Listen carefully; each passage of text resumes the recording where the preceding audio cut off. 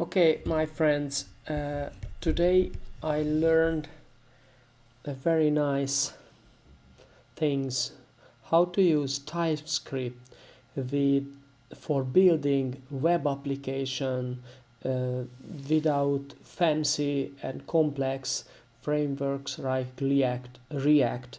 I love React, but what I've learned gives a lot of possibilities. And this tutorial, simple web page and REST API with TypeScript, by Carbon Rider. The real name of this guy is Yogesh Jadhav, and his video is excellent. He explained the way he is making a TypeScript based regular web applications. It's definitely worth watching. So my video is not repeating what he is explaining. I just went further and I am giving my salt and spices, how I applied the excellent things that I learned from this tutorial.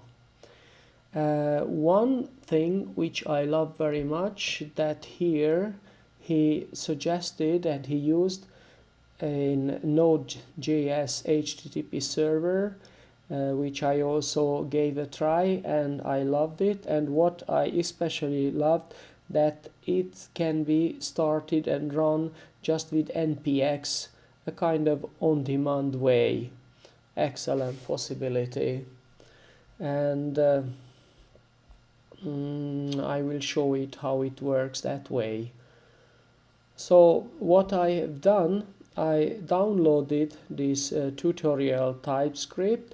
This is a complete, actually it contains two projects. One of this TypeScript classic web and this TS jQuery browserify. I haven't tried this one. Possibly this is for lesson 9 and this one is for this lesson 8. And when I had on my computer, I made a number of modifications, and here what I am going to explain them, what modifications I have done and why, and also I'm going to show how with the excellent source mapping the Google Chrome development tools can be used to debug TypeScript source code, which is simply brilliant. So I made a couple of videos earlier this week about how a flow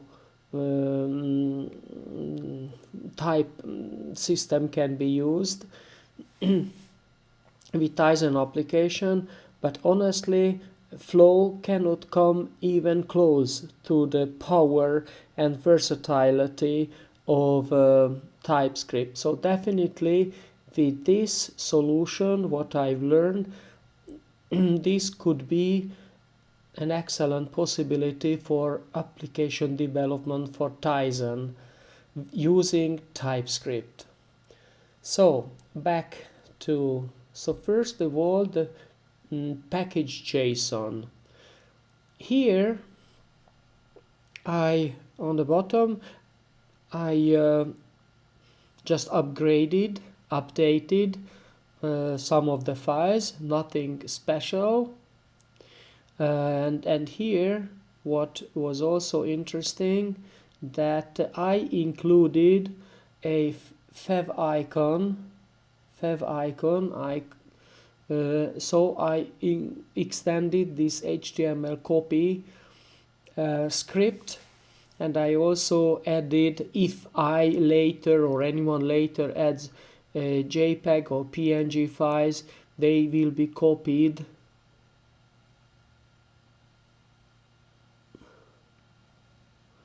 over to the destination folder. Okay, so that was it, and then comes tsconfig. Tsconfig, here are my modification. So I enabled ECMAScript as a target, version 2017. The reason I enabled this, because then this way the browser directly supports async await syntax. I really don't care old browser. I suppose the Galaxy Watch and all of this recent browser all support this ECMAScript 2017, so we'll see. So this was only required. Actually, it wasn't required. I just love that the source code of the JavaScript is directly supporting the async await. And then I also had the source map. Okay, let's talk about the source maps first. So the source map here, I simply initialized inline source map to true both, and it worked absolutely gorgeous. So definitely doable also with this source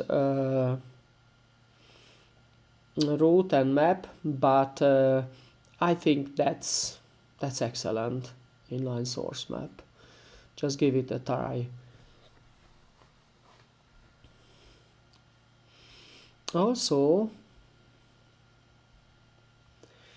the no implicit any, I enable this, and strict null checkers, definitely I love strict null checkers, so I enable that either. Yeah, that was all. That was all. And then the tslint JSON. I prefer double quote. Then the reason, there is an absolutely perfect reason, at least two reasons. Just check out this. Every JSON file has double quotes. So therefore, when you copy from a JSON file, you have immediately these double quotes. So the single quote is really, in my opinion, stupid. That every programming language, Java, C#, C++, C, all of them prefer the double quote. So the single quote is it's really an awkward solution. So that's my favorite. I also included this favicon. The favicon is automatically requested by the browser. And then here comes the TypeScript file. I completely modified it, so let's just open it from the source, and then I'll explain how it works and how it can be tailored for the Tizen application development. So this very simple application, again, I don't want to explain, just watch the excellent YouTube video from Yogesh. So this application is using these RecRes, it's an Indian website, as a REST API, and it invokes the request. It sends as a post request. This is the create request. It sends this JSON object or whatever JSON object with this data, and then actually it is returns an ID and created that. The name and job are not there. Anyhow, so this is really a fancy web application with dynamic network call. And what else do we have? Okay, so and then I definitely defined here two interfaces. So this is the typical way you can define. These are absolutely compatible with flow type definitions either. What I also love that here we can use simply comma. And the reason I love this way, because again this is very similar than to JSON format. So I don't like and I don't use at all these if possible. So normally I don't use semicolons. So and then it's absolutely fine for TypeScript. And I got rid of completely this class. I need classes when I really have data, a kind of state management along with functionality. But in this example, these are just functions. There are no real state. The values are coming from the web, the HTML page, and then these functions just send the data over to the, so there are no state management in the Java classes. So that's why these are pure lambda functions. I also love defining the return value of the sign up. I hate when the return value is not defined. Even when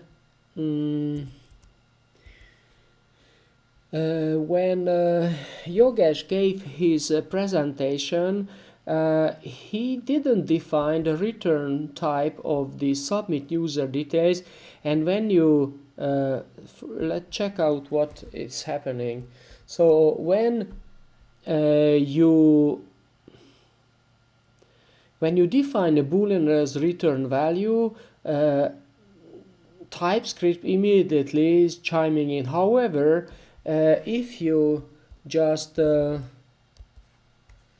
delete it, it says no problem. So that's why it is very important to define always return values, and then your intention is clear and TypeScript enforces your code to be programmed accordingly. So okay, so that's why this is one of the way I prefer. So return types, even when it is void, are to be defined.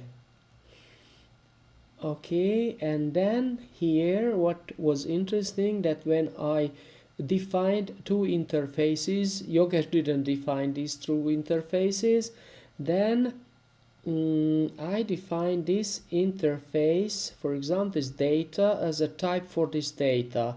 And then what is really brilliant with Java TypeScript, so say for example when it is entered here like so, it immediately complains that hey, this function, this invoke API async, expects a REST user, and then it doesn't have a namex. So that's very important. So I wouldn't recommend any to define anywhere.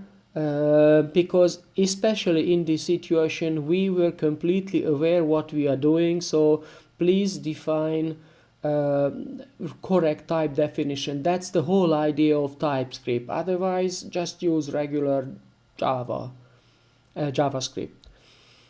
And then I also extended the success alert. I also included an error alert with an error stick. I love error handling. That's what I really love to program. Maybe this is because I'm a professional software engineer for almost 30 years now, more than 30 years, and then I learned that error handling is about 80% of your code. 20% of when your function is done, and then another, say you have a 10 days of project, normally 2 days you spend on writing the real code of your application, then another 8 days to make your application really robust and bulletproof, which gives error messages, which makes your application manageable. Okay, and then comes an interesting part. When I write a function which is async, I always add as a suffix the async word. This is not necessary, but that way you can immediately see that, hey, this is an async function returning a promise, so therefore it can be awaited. And then this function is async because instead of this all this XML HTTP request, today this is the way to perform. This fetch is automatically included. Every browser, modern browser supports it, and its API is very well defined, really powerful, and that simple, still flexible. So the way it works, that you simply calls the function with the await fetch. You can define the URL like so, and then the method and the body. It's very important that you should use the JSON stringify for the data, and then because it's awaits, then it's executed asynchronously. Of course, I don't want to explain what is await and async. You should learn it from somewhere else. And then when the response okay, definitely you can get the response value. Again, very important that this is again to get the value as a JSON format is another await function.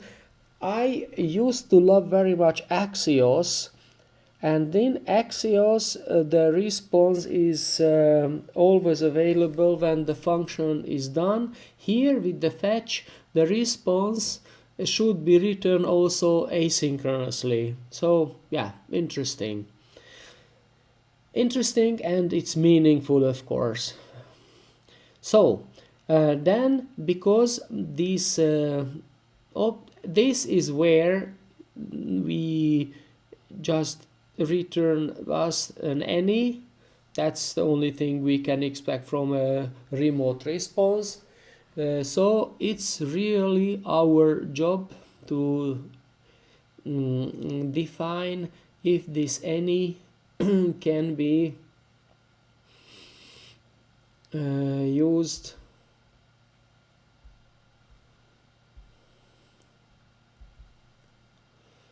if it has created at member. If it has it, I just logs, and then a success alert with the UID. And then if the response is not, no, okay, if we doesn't have, we don't have any idea what is this object, so we just display what object we received actually. And then when the response is not okay, then let's have what is then the status code, and maybe we have an optional status text either from the response. And what is nice with TypeScript, that all of these members are automatically offered, and then all should be sandwiched in a try catch. When you use await syntax, definitely this is the proper way to implement the try catch. If there is any error, something is normally when there is an error, that means that the server didn't have even an option. Maybe there is some communication. For example, when I intentionally made a mistake in this, something like India, it definitely it is not resolved to a real IP address. So therefore, this is where what we receive a strange message, and then something is wrong here. So otherwise, when the response is back, normally the server may return, for example, 404, saying that this the host is okay, but this other part is not okay. Anyhow, so this is the invoke A, and then the get input value as usual, and then that's all. So this was a simple application, really clean with TypeScript, and then of course it's really up to you if you love using semicolons or not. I don't use semicolons because I love very much this cleaner programming style. However, definitely I worked quite many years with C# and all of these programming languages, but with TypeScript I prefer this semicolon-less programming style with double quotes, sure.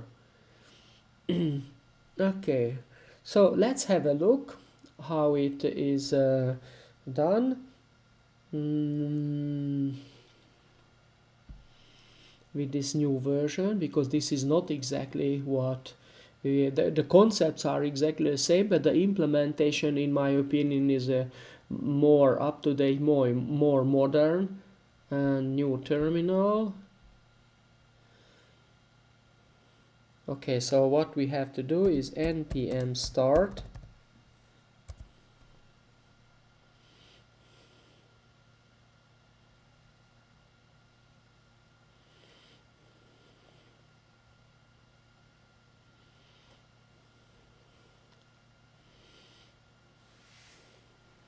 Okay, so let me just explain what the start is doing. Maybe my explanation could be a bit shorter. Okay, so here is the start. The start starts the concurrently. If you want to see what is concurrently, actually it starts, it spawns, launches these two commands at the same time: npm run html watch and npm run compile. The compile simply starts the TypeScript compiler, and then with the TypeScript compiler it's very important that with the configuration, which is nicely explained by Yogesh in his video, the root directory for input files are in the source file. That's the whole idea here. This is where you have the sources, and then the output directory is the dist. It's the distribution. It could be any name, of course, it doesn't matter, which is again could be an important thing. And then sorry, let's just open again the package JSON. So so this compiles the source TS files into the destination, the distribution folder, and then this the HTML watch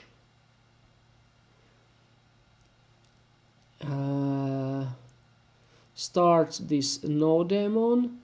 If you're interested in what is it, search for Google, and then it copies the HTML files, and here it is, of course, the PNG files, JPEG files, the image, all the image files, CSS, files either over to this folder. And then practically that's all, and it is really neat, and it is waiting for changes before restart.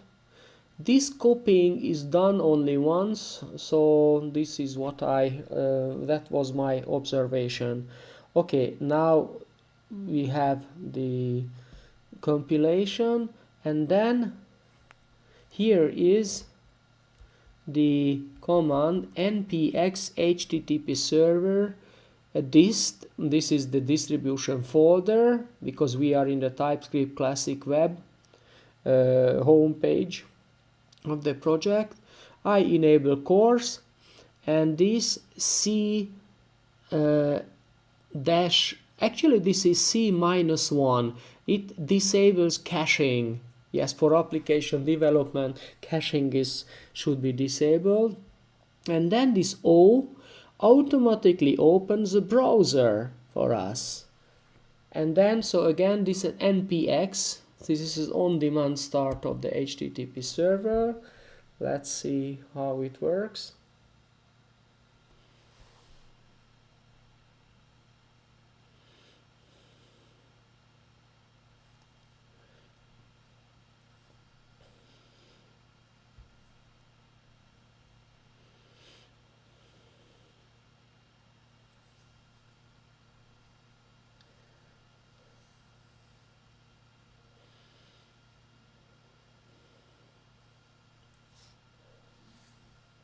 And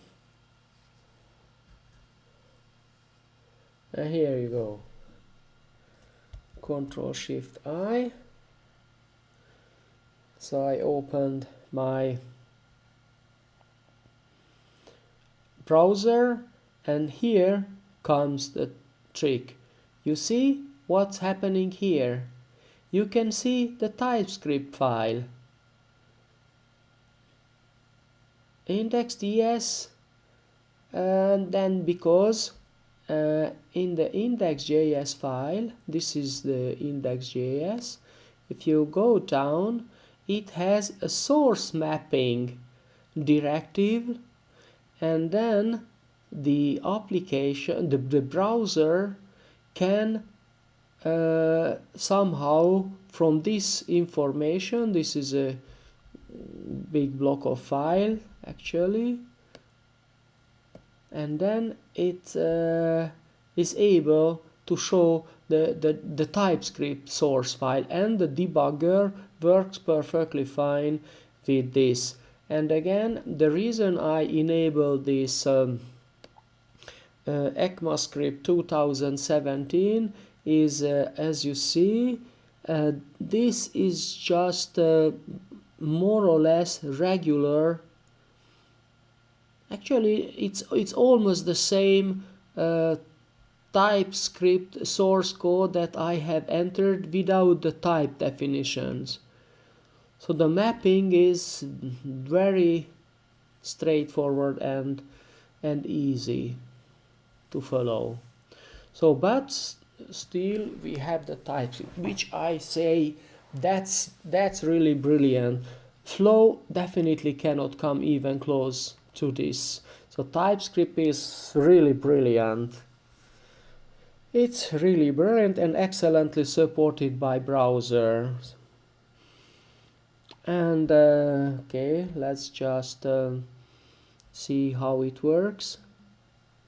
Let me just come here to this fetch. Okay, John do great. Yes, we have here pause that breakpoint. Let's move on, and then we have the response, and then user with ID 2 successfully added.